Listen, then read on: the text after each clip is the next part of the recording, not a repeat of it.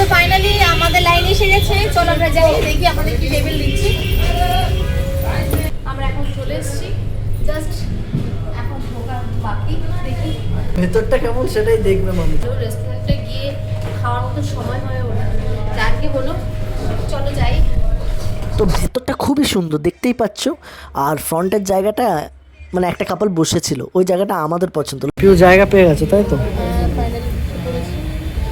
আমার ওই টেবিলটা খুব পছন্দ। এই টেবিলটা, এইটা হচ্ছে পুরো একদম ফ্রন্টে, আর এবার উঠে যাবে ওরা। শাহরুখ খানের ডায়লগটা মনে পড়ে গেল, বলে না যে যেটা একদম মন থেকে চাইবে সেটা। দারুণ একটা স্পট পেয়েছো বসার জন্য, একদম বাইরেটা দেখা যাচ্ছে। এই যে দেখো গাইস, কেমন লাগছে প্রিয়? আমি তো ভাবতাম আমার এরকম একটা ঘর হবে রাস্তার ধারে, আমি বসে থাকবো, কফি খাবো আর সব দেখতে পাবো।